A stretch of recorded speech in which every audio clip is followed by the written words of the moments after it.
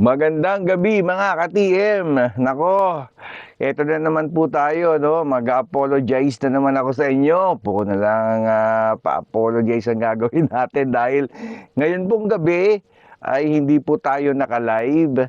Pero gusto ko lang sabihin na naka-tune in din po ako at makikita ko po ano man yung mga gusto nyong ipanalangin mamaya. So tuloy pa rin yung pag-chat po natin sa comment section para makapag-usap pa rin po tayo and we can also again pray for one another.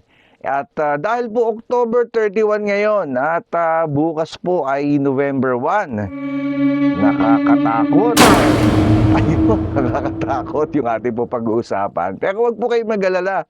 Ito naman po yung bagay na kung saan kailangan natin na marinig at kailangan nating matutunan. Madalas po pinag-uusapan natin ang langit, pero hindi natin na pag-uusapan ng impyerno, no? Hindi ko naman po sinasabi na pag-uusapan natin to because wala namang gustong pumunta sa impyerno. But we should also know some truths about hell. So yan po yung pag-uusapan natin. Ready na ba kayo mga ka-TM para sa ating October 31?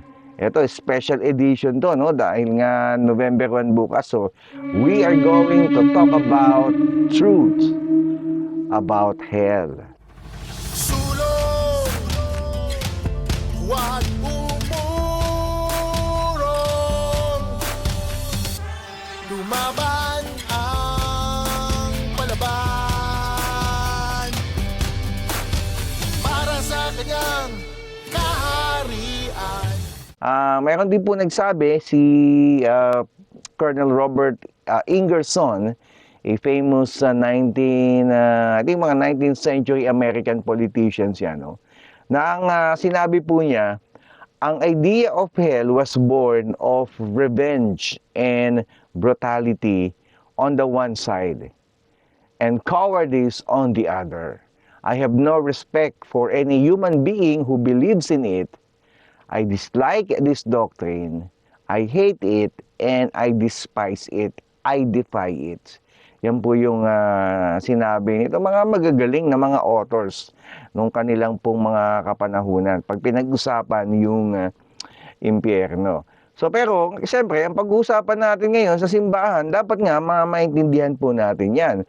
Pag nasa church ba tayo, ano ba yung mga dapat nating maintindihan patungkol sa hell o sa impyerno? Now, the topic of hell is possibly the most avoided issue by contemporary theologians and ministers. Ayaw nila yan kasi may iba't iba silang mga interpretation and explanation sa pagdating sa hell, no? Pero syempre, tayo, babalik tayo sa salita ng ating Diyos. Do ano ba yung sinasabi ng ating salita ng Diyos? Pag-usapan natin yan. May kwento tungkol dyan eh. Yung pa yung pag-uusapan natin, no? So, I don't know if you know C.S. Lewis also when he said this, that there is no doctrine I would more willingly remove from Christianity than hell. If it lay in my power, he said, I would pay any price to be able to say truthfully. And ang sabi niya, all will be saved. Kung siya lang ang pamimiliin, gusto niya na lahat tayo ay maligtas, mapunta tayo sa langit. At huwag natin pag-usapan ang impyerno. So, this was foreseen by the 19th century reformer person by the name of William Booth, no? Hindi ko alam kung kilala niya si William Booth. Siya yung founder ng if I remember, yung Salvation Army. Ito yung pagkakasabi niya. I believe that the chief danger of the 20th century will be religion without the Holy Spirit. Sabi niya, Christianity without Christ, forgiveness without repentance, and salvation without regeneration, politics without God, and heaven without hell. So this is because everything in our human nature would like to believe that hell is not true. Tama nga naman, di ba? Ayaw natin siya maging totoo kasi baka pag pumunta ka doon, di ba? Baka mapunta ka doon eh. So mabuti nang wag mo na siyang paniwalaan. So, meron ulit nagsabi, no? Sabi ni John Wenham sa kanyang book na ang title is Enigma of Evil. Sabi niya doon, beware of the immense natural appeal of any way out that evades the idea of everlasting sin and suffering. The temptation to twist what may be quiet, plain statements of Scripture is intense. It is the ideal situation of unconsciousness rationalizing. So ngayon, ang pag-usapan po natin ay saan ba talaga etong hell na to, no? Paano ba to, no? Paano ba natin siya pag-usapan patungkol sa katotohanan dito? Hindi ko po alam kung nabasa niyo na yung kwento ni Lazarus, no? Sa Luke chapter 16, 19 to 31. O, babasahin po natin yan, mga ka-TM. Okay, basahin natin sa Luke chapter 16, verses 19 to 31. Ito yung pagkakasabi dito, babasahin ko po, mga ka-TM, no? There was a rich man who was clothed in purple and fine linen, and who feasted sumptuously every day. And at his gate was laid a poor man named Lazarus, covered with sores, who desired to be fed with what fell from the rich man's table. Moreover, even the dogs came and licked his sores. The poor man died and was carried by the angels to Abraham's side. So, napunta na, no, namatay, tapos pumunta na sa langit. The rich man also died and was buried. And in Hades, ito yung ibang pangalan po, no, ng hell. Sabi dito, being in torment, he lifted up his eyes and saw Abraham far off and Lazarus at his side. And he called out, Father Abraham, sabi niya, have mercy on me and send Lazarus to dip the end of his finger in water and cool my tongue. For I am in anguish in this flame. But Abraham said, ito yung sabi ni Abraham, Child, remember that you in your lifetime receive good things and, receive good things, and Lazarus in like manner bad things. But now he is comforted here, and you are in anguish. And besides all this, between us and you, a great chasm has been fixed. O merong pagitan, no, na naglalayo sa atin.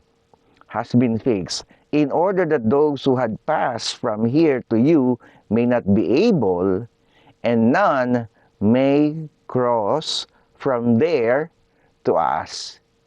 And he said, Then I beg you, Father, sabi ng rich man, to send him to my father's house, dun sa lupa.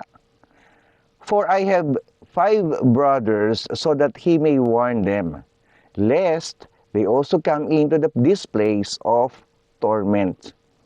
But Abraham said, sabi niya, they have Moses and prophets, let them hear them. And he said, No, Father Abraham, but if someone goes to them from the dead, they will repent. Kung ang namatay daw, biglang nabuhay at makita nila, malamang mag-repent sila.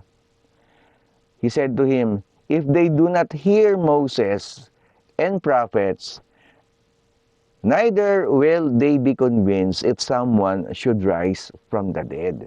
So yan yung kwento ni Lazarus, no, tsaka nung rich man.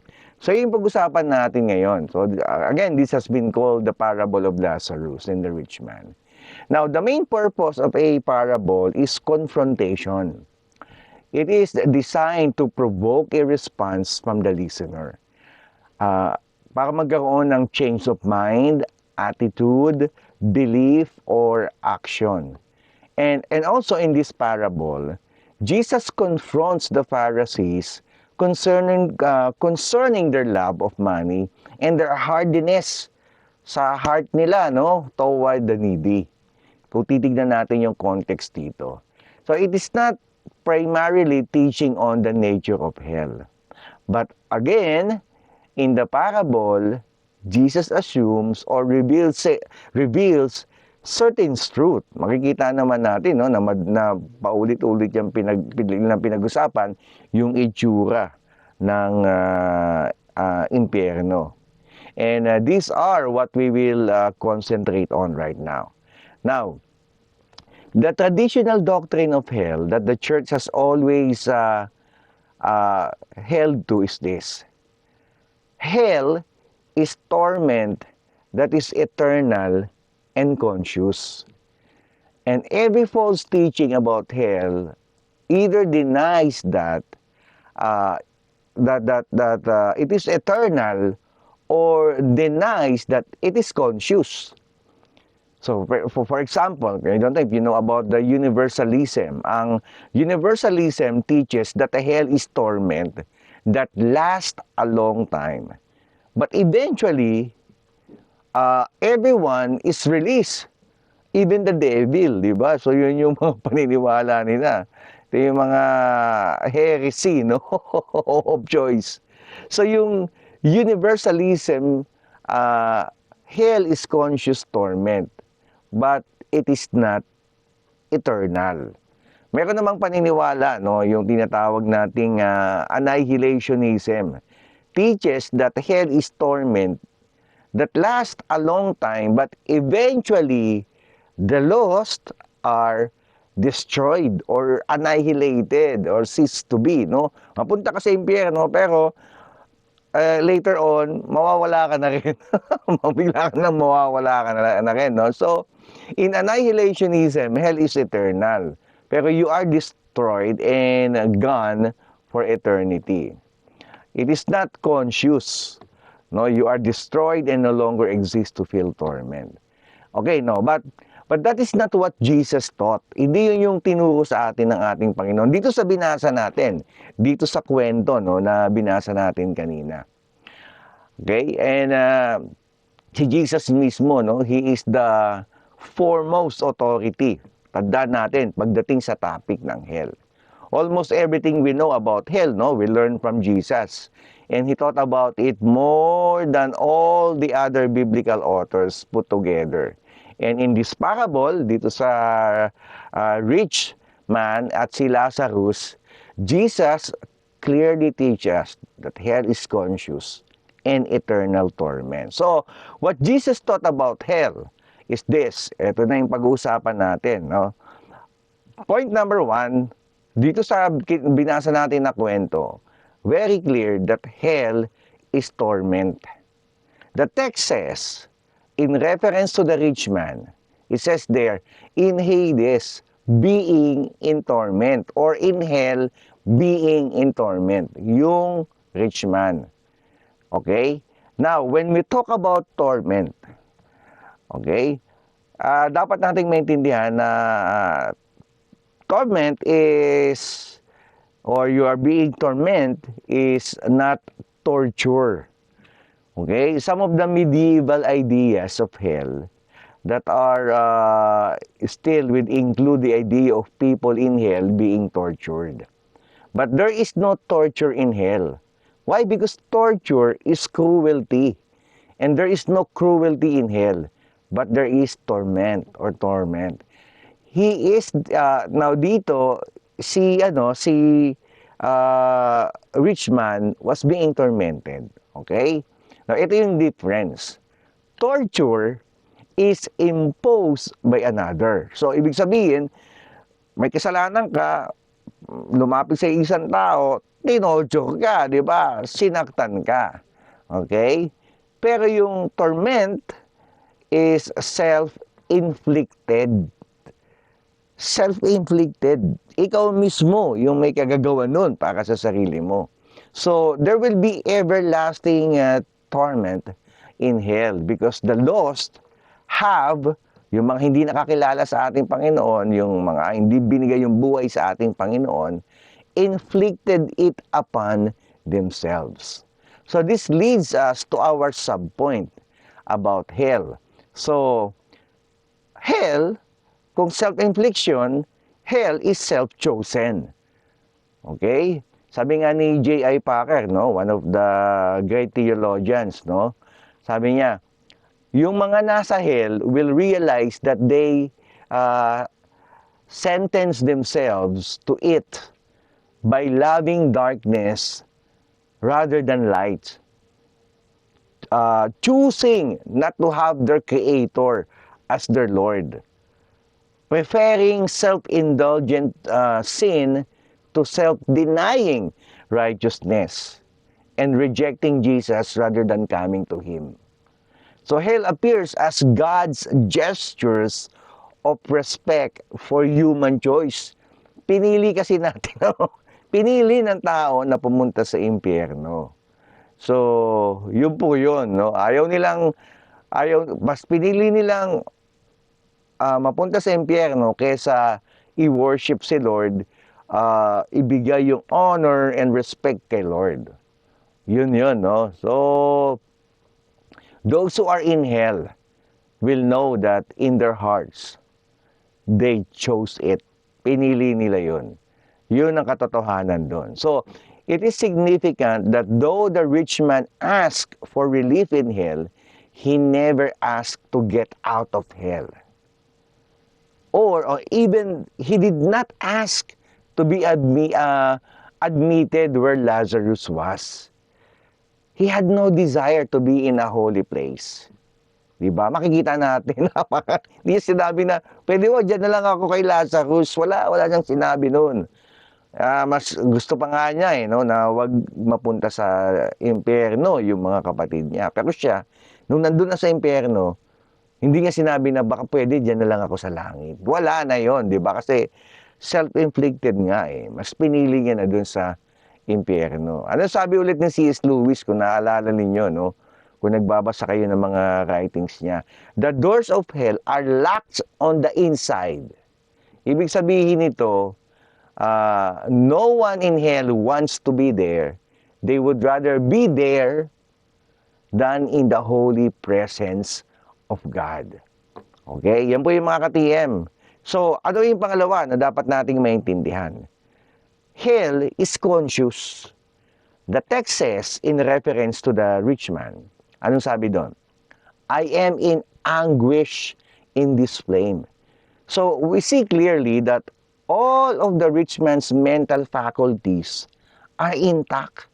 Alam niya, naiintindihan niya yung mga nangyayari. He is self-aware of the torment that he is experiencing. He can think, he can even feel, and communicate. He can even remember, di ba? Abraham says to him, remember that you, in your lifetime, pinaalala pa sa kanya ni Abraham, naalala pa rin niya. In your lifetime, you receive your good things. Pero si Lazarus, in like manner, bad things. But now, sabi din ni Abraham na si Lazarus now is comforted here and you are in anguish. So, one of the torments of hell will be remembrance. Yung mga mali nating desisyon, yung mga mali nating ginawa, di ba? Yung where they're being faced with this truth na mali yung mga ginawa nila, mga kasalanan na ginawa nila sa harapan ng ating Panginoon. It's about remembrance of all the chances at the same time that the individual had to repent and believe the gospel, accept Jesus, and gave their lives for the Lord. And ang matindi pa dito, ang sabi doon, the worm that does not die and the fire that is not quenched. But all of the conscious torments of hell, ang pinaka-worst is the presence of God in His wrath and judgment. Yung presensya ni Lord nandun sa hell, pero it was the presence of wrath and judgment. Di ba? Yung kita mo, dito pa rin pa si Lord. Nandun, pero ang presensya niya is about the presence of His wrath and judgment. So often, we think of hell as eternal separation from God. Pero hindi talaga gano'n kasi nandun pa rin si Lord pero wrath niya ang judgment, yun nandun. But it is better to think of hell as eternal separation from the positive benefits of a loving relationship with God. So you can never be separated from God for He fills the universe, ang buong mundo. Okay? Sabi nga, sabi nga ng psalmist, no? Where shall I go from your spirit? Or where shall I flee from your presence? If I ascend to heaven, you are there. If I make my bed in Sheol or in hell, you are there. So what makes hell hellish is not the absence of God, but the presence of His burning wrath and hatred of sin. Okay, mga ka-TM, medyo may mga naintindihan na ba kayo at mga natutunan dyan? Comment naman mga ka-TM, no? Kung may mga gusto pa kayong sabihin diyan. Okay, so again, to be separated from God for eternity is no great threat to the impenitent person. The ungodly want nothing more than to be separated from God. Yun talaga. Choice nila yon, decision nila na mapahiwalay sa ating Diyos. So the problem in hell will not be separation from God. It will be the presence of God. So, in hell, God will be present in the fullness of His divine wrath. Ulitin ko lang mga ka-TM. He will be there. Okay? To exercise His punishment para sa mga nandun, sa mga hinukumanan ng ating Panginoon. They will know Him, si Lord, as all-consuming fire. Wala nang pagkakataon na bumalik pa sa lupa, no? Dito, no, para mabago mo pa yung situation mo. Yun po yan, mga ka-TM. So, ano yung pangatlo? Okay? Ano yung pangatlo? Hindi lang conscious, but again, hell is eternal.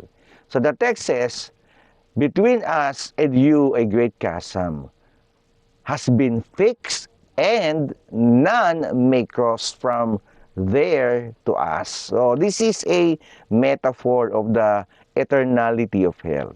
The great chasm implies a vast, impassable barrier na yung mga hindi tumanggap sa Panginoon in hell are banished forever and can never escape their fate. This is the particular aspect of hell that makes it so terrifying. It is forever. And because eternity is such a difficult concept for us to comprehend, the Bible uses graphic metaphors to aid our understanding. All commentators and theologians believe that the biblical images of an unquenchable fire at saka yung worm that does not die are metaphors. But this is no comfort whatsoever. The reality of eternal torment will be far worse than any metaphor. The suffering of hell is beyond any experience of misery found in this world. And if we try to imagine the worst of all possible suffering, and now we have not yet stretched our imaginations to reach the dreadful reality of hell. So yan, mga ka-TM. Pag pinag-usapan natin ang impyerno, totoo po. Pero sana, may natutunan tayo patungkol sa katotohanan ng impyerno. Pero, sana magsilbing paalala sa atin ito.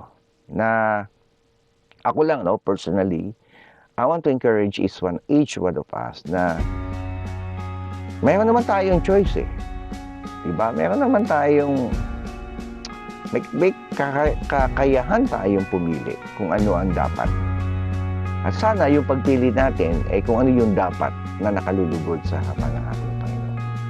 Pipili lang naman tayo one day kung anong klase ng presensya ng Diyos ang gusto nating kaharapin. Do we want to stand in front of God with His wrath and judgment? Or we want to stand in front of God who is loving, gracious? Ay, October 31, November 1 tomorrow, I pray and I ask na sana yung mga relasyon natin sa ating Panginoon ay pati pananampalataya natin sa ating Panginoon ay maging kwento para sa mga makakasama natin bukas. Haharap tayo dun sa mga mahal natin sa buhay na yumao na. Pero tandaan natin, may kasama din tayo at haharap tayo sa mga kamag-anak natin na nandito pa. And we can tell them the reality of heaven. We can tell them at the same time the reality of heaven. Let us choose to stand before loving, gracious God, not in front of His wrath and judgment. Amen mga ka-TM? Maraming salamat sa pagsama niyo sa akin ngayong gabi. Pagpalain kay lahat ng ating Panginoon. Let me just pray for you. Lord, thank you for the rest and vacation that you have given to each one of us. But I pray that this vacation will become meaningful. Lord, I pray na kahit wala kami sa simbahan, nasa ibang lugar kami, gamitin mo pa rin kami, Panginoon, to become an encouragement to other people. Dalangin namin, Panginoon, na cemetery man yung puntahan namin, we can still talk about eternal life and your character as loving God and gracious God. Pagpalain niyo po ang bawat isa sa amin, Panginoon, ang kanilang mga buhay. Sa pangalan ng Jesus. Amen. Amen. Again mga ka-TM, maraming salamat sa pagsama niyo sa akin ngayong gabi. I pray and I hope and I promise na magkikita po tayo sa November 7 para po sa ating kape tayo. Kausapin ang Panginoon every Tuesday, 6:30 p.m. God bless you and enjoy your vacation.